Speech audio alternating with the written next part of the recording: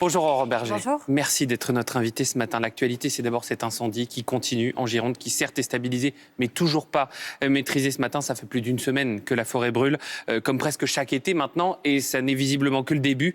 Est-ce qu'on est condamné à subir, est-ce qu'il n'y a pas eu des failles dans la préparation de cet été ?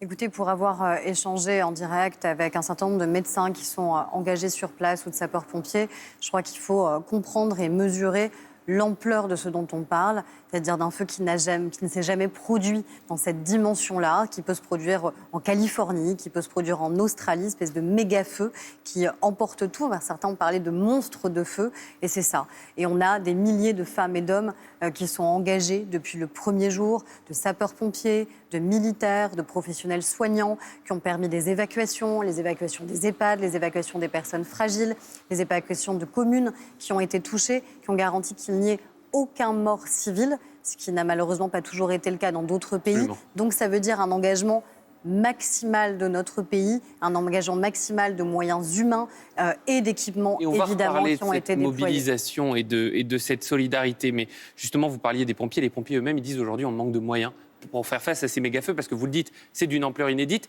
Mais c'est inédit, en effet. C'est inédit, mais ça va se reproduire. Est-ce qu'il faut enfin prendre la mesure de l'ampleur de ces phénomènes et enfin mettre de l'argent sur la table? Alors, l'argent sur la table, il y en a beaucoup qui a été mis. Pas assez, 400 millions, 400... Alors, je ne sais pas quel pompier vous faites référence. La Fédération des sapeurs-pompiers. De déclarations qui ont été faites. Moi, ce que je sais, c'est qu'il y a plus de 400 millions d'euros qui ont été engagés, évidemment, en équipement, qu'il y a sans doute des évolutions encore qui doivent se faire, parce que, vous l'avez dit vous-même, c'est inédit. Et face à une situation inédite, ça veut dire qu'on s'adapte en permanence. Il faut changer de paradigme aujourd'hui. Et c'est ce qui est fait.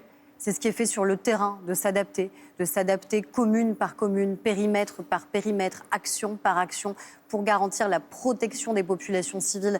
Parce qu'en fait, le mot d'ordre, la priorité absolue, ça a été la protection des populations civiles. Et c'est exactement ce qui s'est passé. Peut-être qu'on ne le mesure pas en étant ici à Paris, mais je vous assure que quand vous parlez à celles et ceux qui sont engagés sur le terrain, vous mesurez l'ampleur, vous mesurez le caractère absolument inédit, vous mesurez la prouesse de ces femmes et de ces hommes qui se sont engagés, et donc des moyens humains et des moyens de l'État qui ont été mobilisés, parce que tout ça, ça veut dire que ça a été structuré, ça a été pensé, ça a été animé par des femmes et des hommes d'État qui ont été engagés. Vous parlez justement des communes qui se sont adaptées. Il y a une commune aujourd'hui qui est très en colère, c'est la commune du Porge.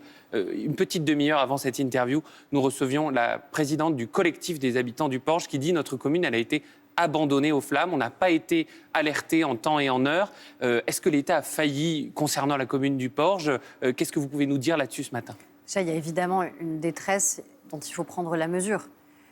Perdre sa maison, perdre ses souvenirs, ne pas savoir dans quelle mesure on pourra revenir sur place, le choc et le traumatisme évident que ça représente. Mais personne n'a été abandonné. Personne n'a jamais été abandonné, ce qui fait qu'encore une fois, la protection des populations civiles ayant été la règle, nous n'avons eu aucune mort civile à déplorer. Absolument. Le pays voisin, l'Espagne, ça n'a pas été le cas. Donc vous voyez, encore une fois, je sais que quand vous perdez tout ce qui était à vous, c'est-à-dire votre maison, vos souvenirs, là où vous étiez évidemment projeté dans votre vie avec votre famille, évidemment que je comprends le désarroi et que je peux même comprendre la part de colère que ça représente.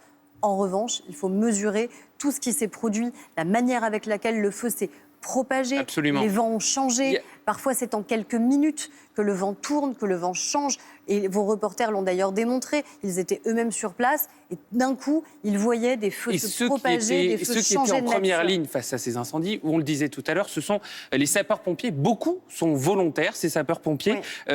Mais aujourd'hui, il y a une crise des vocations, des gardes à rallonge, un manque de reconnaissance financière. Est-ce qu'il faut revoir ce statut ou l'État va continuer à tirer sur la corde du bénévolat de ces gens ? On ne tire pas sur la corde du bénévolat, ça ne se passe pas comme ça. Pour visiter beaucoup de casernes de sapeurs-pompiers, déjà vous avez beaucoup de sapeurs-pompiers qui sont professionnels et volontaires. Il y en a beaucoup qui ont les deux statuts. Il y en a beaucoup qui ont les deux statuts. 1 tiers à 2 tiers du travail est fait que par des volontaires. Oui, mais il y en a beaucoup qui ont les deux statuts. Et encore une fois, on a un modèle unique au monde.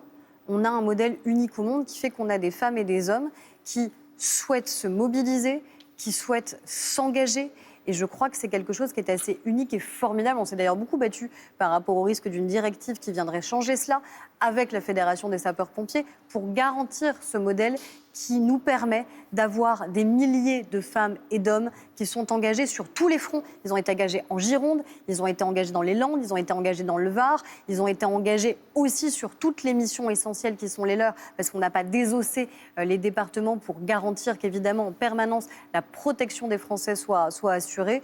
Donc c'est un modèle unique au monde, c'est un modèle, je crois, qui fait notre fierté et qui permet la protection des Français. Une dernière question concernant ces incendies. On a appris hier par le Canard enchaîné que votre collègue du gouvernement, la ministre de la Transition écologique, Monique Barbu, avait géré cette crise des incendies en visioconférence depuis sa résidence secondaire du Var, après sa vraie fausse démission de la semaine dernière. Est-ce que tout ça est bien sérieux ?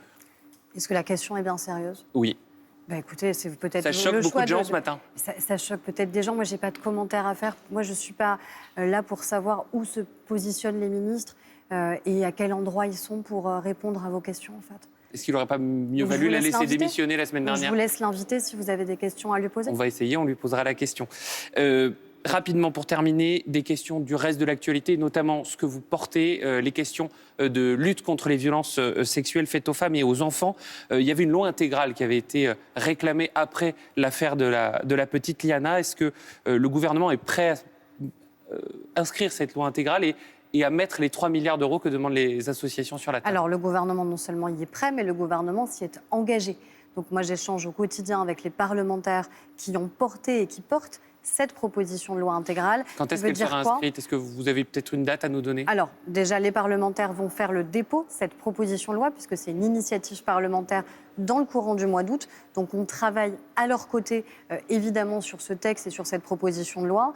Et on pourra examiner ce texte dès la reprise des travaux parlementaires à l'Assemblée nationale, fin septembre, tout début octobre, pour garantir qu'encore une fois, ce texte puisse très vite être non seulement examiné, mais surtout, je l'espère voter à l'unanimité. Pourquoi ?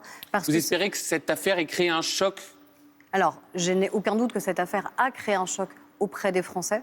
Mais auprès des élus, surtout. D'abord aussi auprès de toute la population, parce qu'encore une fois, quand on parle de violences sexuelles faites aux femmes et aux enfants, on parle de 160 000 enfants qui seraient victimes chaque année de violences sexuelles, on parle de 340 000 femmes qui seraient victimes chaque année de violences sexuelles, donc ça veut dire que c'est un continent de violence, et donc ça veut dire que c'est une culture profonde dans notre société qui doit être changée. Cette culture aussi de domination, où certains considèrent qu'ils ont encore un droit sur le corps de l'autre, parce que c'est ça qui crée les conditions où ensuite nous avons des violences sexuelles, et donc ça veut dire ensuite toutes les actions qui doivent encore être déployées et renforcées, de détection, de repérage, d'accompagnement des victimes, de soutien pendant la procédure judiciaire, de quantum des peines notamment.